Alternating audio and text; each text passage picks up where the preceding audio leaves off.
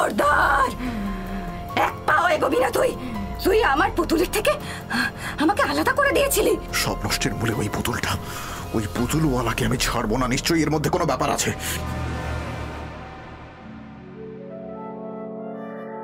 যাক, কাকিমার বাড়ি থেকে ফেরার পথে দরকারি সবজিগুলো কিনে নিয়ে ভালোই হয়েছে বলো। হ্যাঁ গো, নইলে কাল সকাল সকাল আবার আসতে হতো। লাল, নীল, হলুদ, সবুজ হরেক রকমের পুতুল বাবু, সুন্দর সুন্দর পুতুল। নিন না বাবু একটা পুতুল। এই পুতুল পেয়ে বাচ্চারা খুব খুশি হয়ে যাবে। রং বেরঙের পুতুল, লাল, নীল, হলুদ, সবুজ পুতুল। মাফ করবেন ভাই, এই পুতুল নিয়ে আমরা কি করব? আমাদের ঘরে বাচ্চা নেই। হ্যাঁ দাদা, আমাদের পুতুল চাই না। কিন্তু আমার বাড়িতে একটা বাচ্চা আছে বাবু। সকাল থেকে একটা পুতুলও বিক্রি হয়নি। বাড়ি ফিরে বাচ্চাটার মুখে কি দেবো বলুন তো? নিন না বাবু একটা পুতুল। বলো কি করবে? এই পুতুলের দাম কত দাদা? বেশি না দিদি, মাত্র 20 টাকা। এই লাল পুতুলটা নিন না দিদি, এটা এটা নিন। দেখো, আমার কাছে অত টাকা নেই ভাই। শুধু শুধু 20 টাকা দিয়ে পুতুল কিনে আমরা কি করবো বলো তো? এই সুতপা, এই চলো না। ঠিক আছে দাদা, না হয় 10 টাকাই দেবেন। গরিবের এইটুকু উপকার করুন দাদা। এই পুতুলটা নিয়ে যান, ভালো হবে। দেখো ভাই, অযথা নষ্ট করার মতন টাকা আমাদের নেই। তুমি বরং এই নাও, এই 3টি গাজর রাখো, বাচ্চাকে গিয়ে খেতে দিও, কেমন?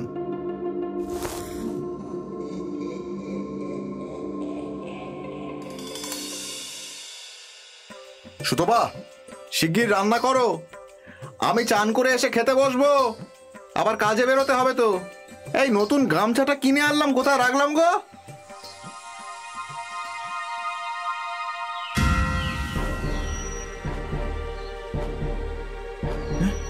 সুতপা, ও সুতপা, এদিকে এসো। কি হয়েছে? কি হয়েছে? ডাকছো কেন? এই দেখো কাণ্ড, কোন ফাঁকে ওই পুতুল বিক্রেতা এই পুতুলটা ঝোলায় ঢুকিয়ে দিয়েছে। বোঝো কাণ্ড।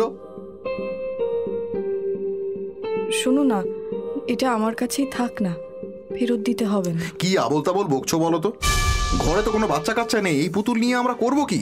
দাদা দাও এটা। ঘরে একটা ছেলে পুলে নেই, এই পুতুলটা থাকলে একটু ভালো লাগতো গো। তুমি যে কি বলো না, কোনো মাথা মুন্ডু নেই। এই শোনো, আমার দেরি হয়ে যাচ্ছে, আমি এই পুতুলটা ফেরত দিয়ে আসি, ততক্ষণ তুমি রান্না সেরে নাও। এই বলেই বিমল তাড়াতাড়ি বেরিয়ে গেল। যে জায়গায় সেই পুতুল বিক্রেতাকে দেখেছিল, সেখানে গিয়ে বিমল দেখল সেই জায়গা ফাঁকা, কেউ কোথাও নেই। বিমল তার কিছু দূরে বসে থাকা একটা অন্য দোকানদারকে জিজ্ঞেস করতেই সে বলল, ও সেই পুতুলওয়ালা, সে তো বেশ অনেকক্ষণ আগেই ওদিকে চলে গেছে বাবু। ওই দিকে গেছে? আচ্ছা বেশ।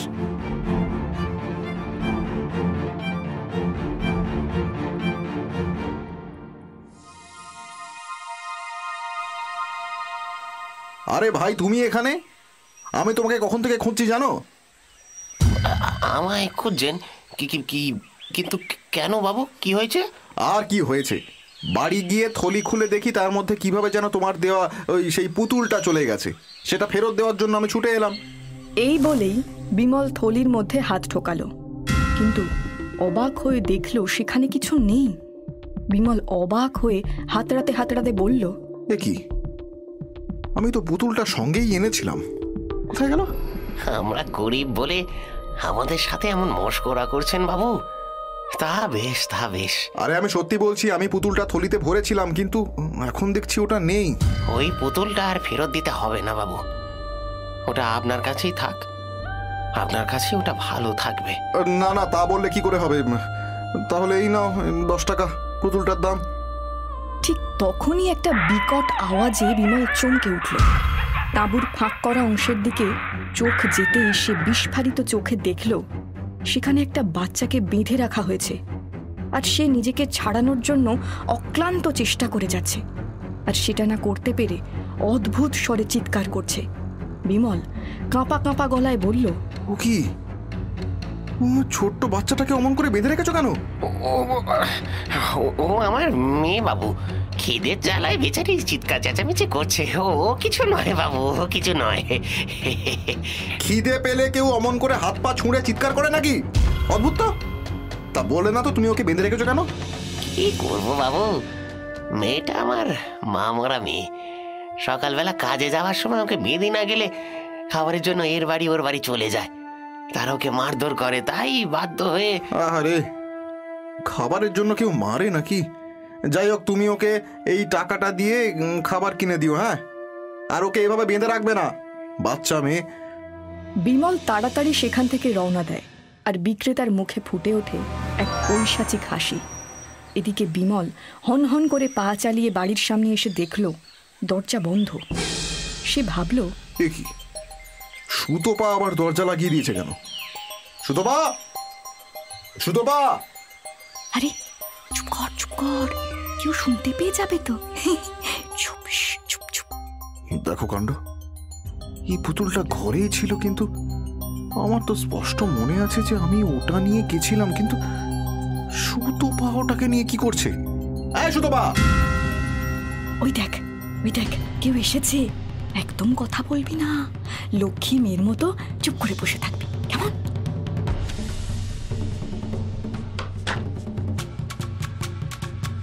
কি হয়েছিল কি? এই সকালে দরজা বন্ধ করে রেখেছিলে কেন?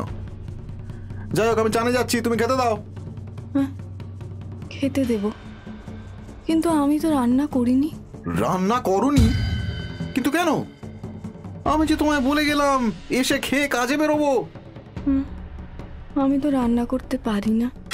ওকে কি করে রান্না করতে হয়? হ্যাঁ সুতপা, এই সুতপা, কি হলো তোমার? কি সব উল্টোপাল্টা কথা বলছো? কিছু হয়েছে?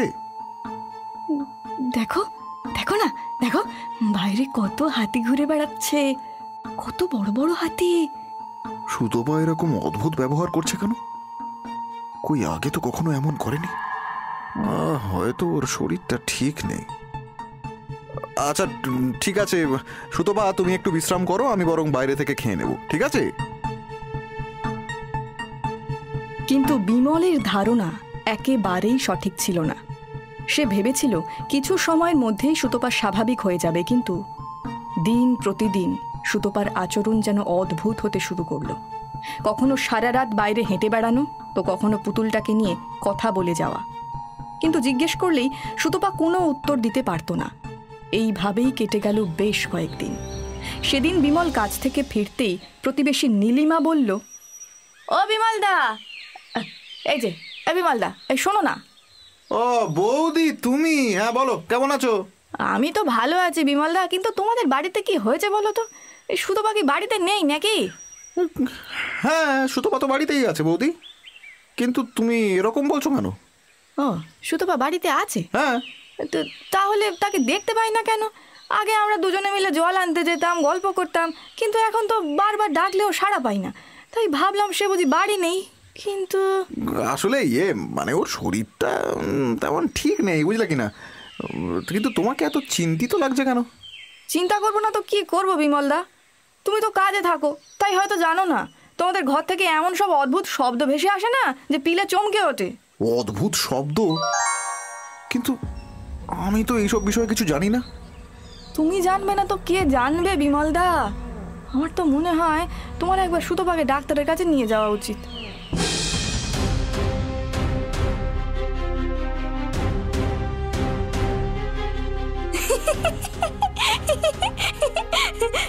হ্যাঁ হ্যাঁ, তুই একদম ঠিক বলেছিস। জানিস না, আমি তো অবাক। সুতপা, সুতপা, তুমি কি পাগলামি শুরু করেছো বলো তো? কি চলছে এসব? লোকজন, পাড়া প্রতিবেশী সকলে ছি ছি করছে, তুমি বললেই হলো। আমি কিছুই করি না, সকলের চোখে বেশি দেখে। সকলের চোখে বেশি দেখে? দিন দিন তোমার পাগলামি বেড়েই চলেছে। যত নষ্টের গোড়া হলো এই পুতুলটা, আমি এক্ষুনি এটাকে দূর করব। না না, ওকে তুমি কিছু করবে না, ও আমার সব সময়ের সঙ্গী। না না, ওকে আমি কিছুতেই দেব না। সঙ্গী না ছাই? না, নেবে না, নেবে না, দাও। যেদিন থেকে এটা এসেছে তোমার মাথা খারাপ হয়ে গেছে। দাও এটা, দাও বলছি। না, দেব না, এটা আমার। না, ছাড়ো বলছি, যত সব পাগলামি, ছাড়ো।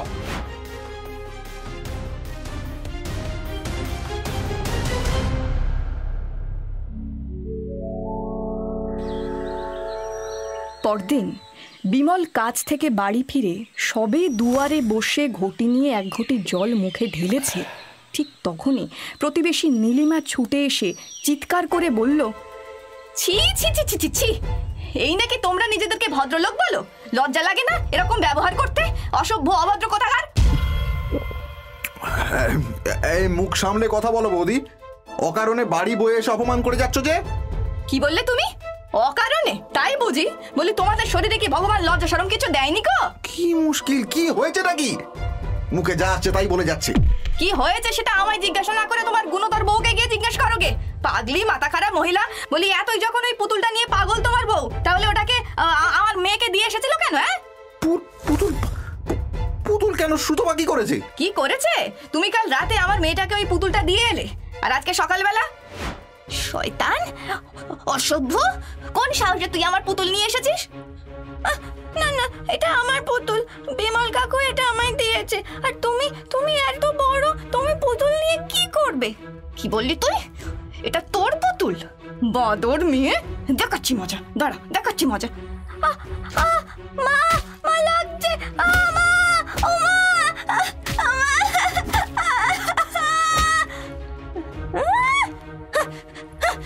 আমার পুতুল নিবি তুই? হ্যাঁ, আমার পুতুল নিবি? তোর এত বড় সাহস! তোকে আমি ছাড়বো না, কিছুতেই ছাড়বো না।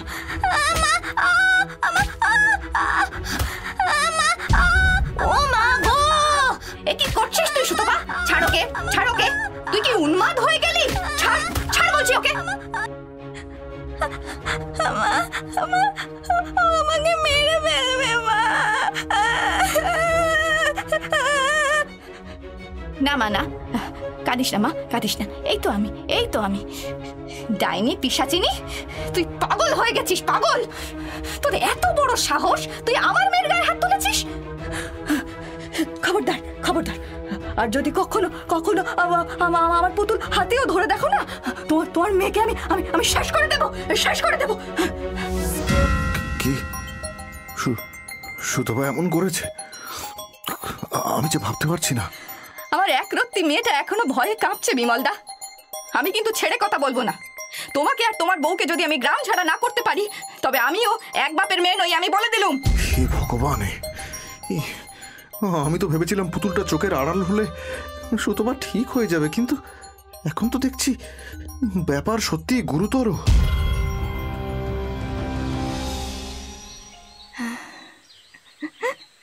আমি তোকে কোথাও যেতে দেব না, তুই দেখবি, আমি তোকে কোথাও যেতে দেব না। সারাদিন খালি পুতুল পুতুল আর পুতুল। তোমার কি সব বুদ্ধি শুদ্ধি লোপ পেয়ে গেল নাকি সুতপা? হ্যাঁ, তুমি রূপাকে গিয়ে মারধর করেছো, তাও এই ফালতু পুতুলটার জন্য? এই পুতুলটা ফালতু নয়, কাল পিশাচিনি ফালতু নয়। সুতপা, তুমি এরকম করছো কেন? তুমি তো এরকম ছিলে না। খবরদার, খবরদার! এক পাও এগোবি না তুই! তুই আমার পুতুলের থেকে আমাকে আলাদা করে দিয়েছিলি। তোকে আমি ঘৃণা করি। চলে যা, চলে যা, বেরিয়ে যা, বেরিয়ে যা সামনে থেকে, বেরিয়ে যা। আর না, অনেক হয়েছে। সব নষ্টের মূলে ওই পুতুলটা, ওই পুতুলওয়ালাকে আমি ছাড়বো না। নিশ্চয়ই এর মধ্যে কোনো ব্যাপার আছে, নিশ্চয়ই কোনো ব্যাপার আছে। বিমল এবারে যেন উদ্ভ্রান্তের মতো ছুটতে ছুটতে সেই জায়গায় গেল যেখানে ওই পুতুল বিক্রেতার তাঁবু ছিল, কিন্তু সেখানে পৌঁছতেই তার পায়ের তলার জমি যেন সরে গেল। সেখানে তাঁবু তো দূরের কথা, তার কোনো চিহ্ন মাত্রই ছিল না। বিমল হতভাগ্যের মতো দাঁড়িয়ে থাকলো। দুঃখে কষ্টে তার মনের মধ্যে তোলপাড় শুরু হয়ে গেল। সামনের একটা গাছের ছায়ায় বসে সে কাঁদতে কাঁদতে বলল, ভগবান, আমি তো জীবনে কারোর কোনো ক্ষতি করিনি, তাহলে কেন আমার সাথে এরকম করলে? ওই পুতুল বিক্রেতাও এখানে নেই, ওদিকে সুতপাও কেমন যেন হয়ে গেছে। এবার আমি কি করব ভগবান, কি করব? কিভাবে ওকে বাঁচাবো আমি?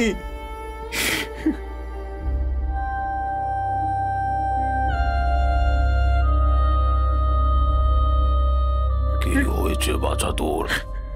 এইভাবে কাঁদছিস কেন? আমি যে মহা বিপদে পড়েছি বাবা। আমার সবকিছু যে শেষ হয়ে যাচ্ছে, কিন্তু আমি কিছুই করতে পারছি না, কিচ্ছু না। আহা, অমন করে ভেঙে পড়িস না। ঈশ্বর যখন সমস্যা দিয়েছেন সমাধানও তিনিই দেবেন। খুলে বল দেখিনি কি হয়েছে। আমি আর আমার বউ সুতপা বাজারে গিয়েছিলাম।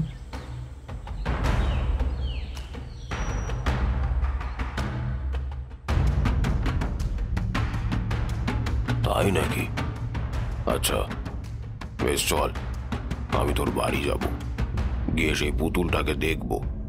চিন্তা করিস না, আমি তোর সাথে আসি।